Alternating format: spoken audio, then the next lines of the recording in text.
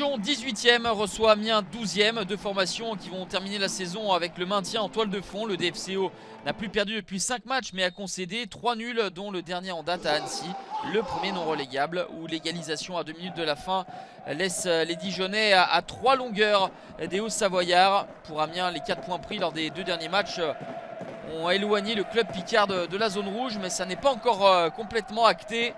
Le maintien pour les joueurs de Patrice Descamps.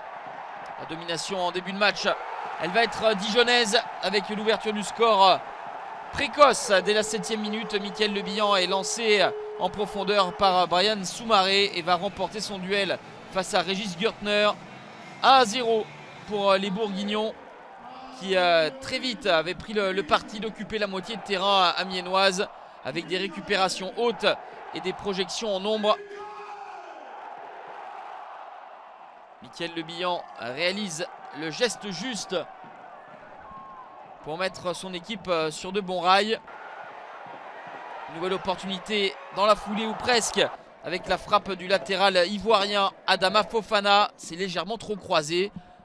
Enfin, une réaction pour les Amiénois avec Janis Santiste qui va à son tour trop croiser. L'ancien Toulousain prêté par Sassuolo ne parvient pas à tromper Baptiste René.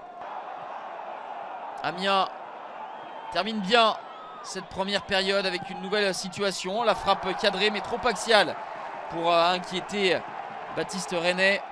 La tentative de Mamadou Fofana. Amiens aux avant-postes réclame un coup franc qui ne viendra pas. Pas de coup de sifflet de Monsieur Abed et la contre-attaque s'amorce avec Soumaré entre deux joueurs amiénois pour trouver Loum Chaouna.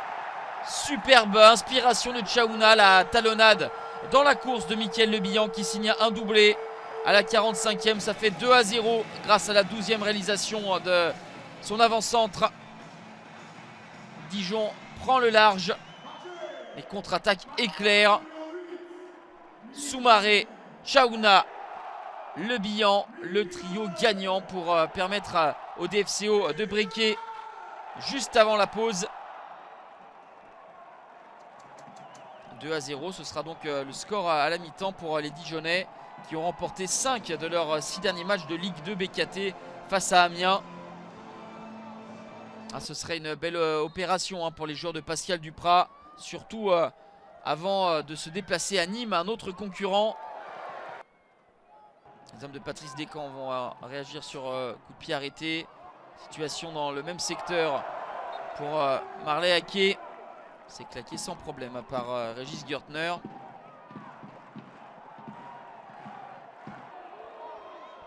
Dijon insiste pour marquer le 3e but qui les mettrait définitivement à l'abri.